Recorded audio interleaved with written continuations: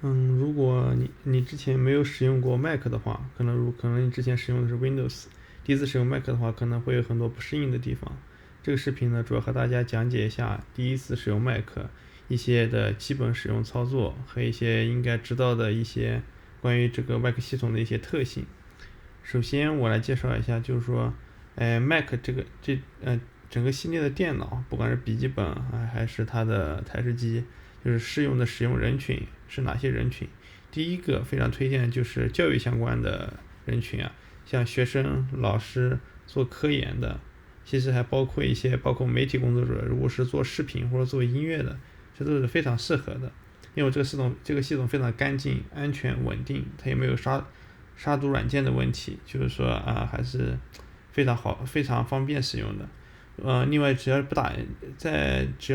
它的唯一一个 Mac 最大缺点就是不能打游戏。如果只是为了工作学习的话，是没有任何问题的。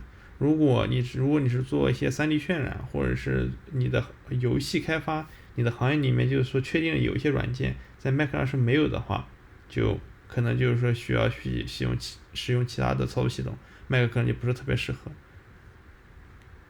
基本上的话，所有人就使用 Mac，只要不打游戏，基本上都没什么太多问题的。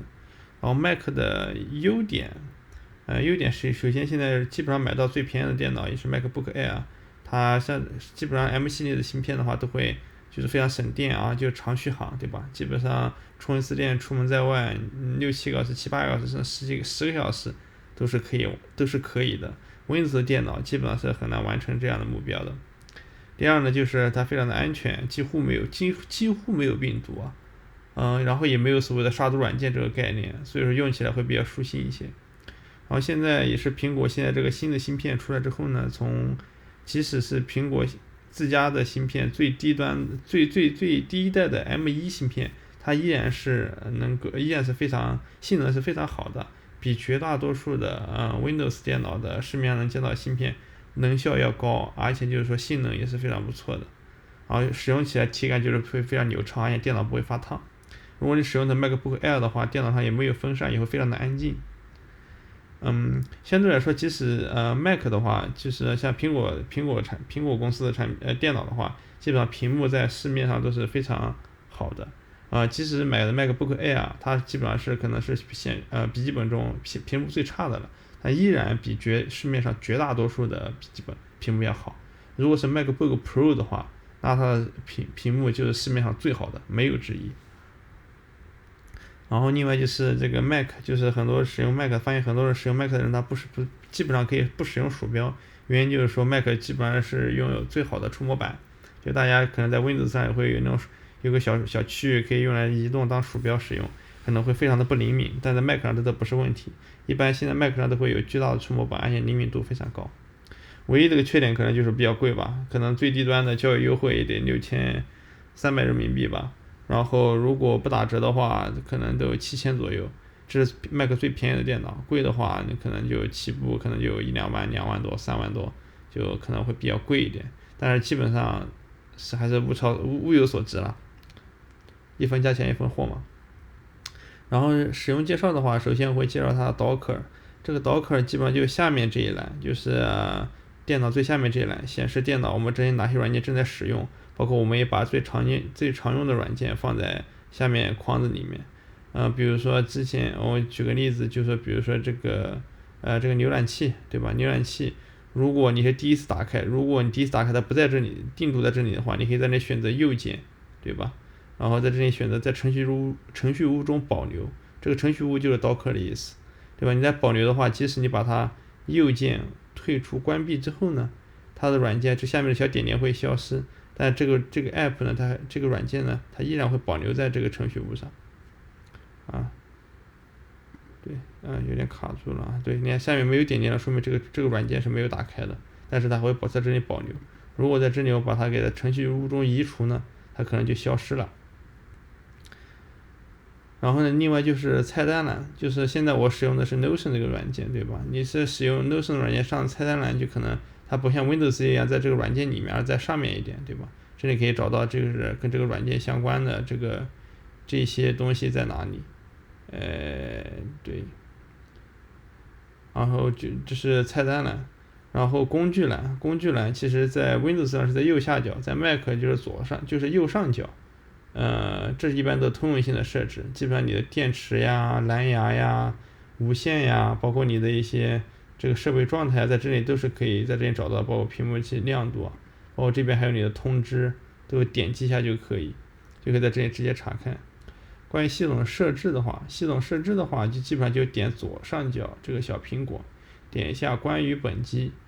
这里有几个可以选，基本上平时你买回来电脑需要查看的，基本上就查看一下这个储存空间，保证它基本上就是还有一些额外的空间可以使用。我这里有2个看起来是比较奇怪的，因为我这里有另外一个系统，正常情况下你这里只有1条，对吧？你只要关注你的可用空间没有用完就不用管。好，就这样，然后下一步就是我们到开关机，对吧？也是同样的。这个就是点一下左上角这个小苹果，这里有睡眠、重新启动、关机。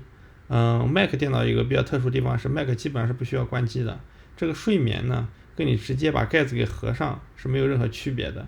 所以基本上如果你不需要使用了，你直接把笔记本的盖子合上就可以了，或者你直接点击这个睡眠再合上，或者点击这个睡眠不合上这个盖子都是的，正常都是可以的。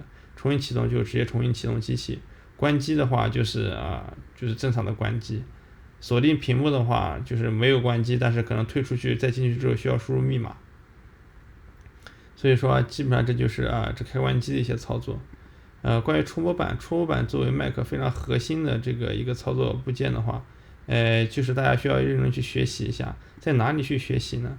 就是 Mac 系统上有个非常清楚的动画，你点一下这小苹果，对吧？点一下系统偏好设置，然后进来之后呢，在这里点一下这个触摸板，这里有很多选项，对吧？大家就是你在这里你可以把功能都给打开，然后在这里你只要把这个鼠标放上去，它就会在右边就会有这个视频去演示这个什么功能如何去使用。然后比如说滚动呀，对吧？就是2根手指去滚动，放大缩小就跟手机屏幕一样的。然后还有一些更多的手势，包括像一些4指清扫，包括向上，对吧？所有的应用展示这些东西的话，希望大家自己去学习，我在这里也不过多的展示了。当然，这是苹果最核心的一个操作工具希望大家一定要在这里认真学习一下。然后下一项就是说关于这个输入法的话，一般情况下就在右上角就会找到，对吧？这里我这里会有丹麦语然后另外简体中文包括英文。切换输入法的方式是在键盘上的 Ctrl 加空格，对吧？你只要按住 Ctrl， 然后在空格中不断点击就可以自动切换输入法。那你说我这可能打繁体，我打不同其他语言在哪里呢？对吧？这时候我们来进去看一下，再点一下小苹果，进入系统偏好设置，然后进入到应该是我记不清，应该是在语言键盘上吧？对，键盘点一下键盘，然后这里有个输入法。如果你需要更多的输入法呢，你就点加号。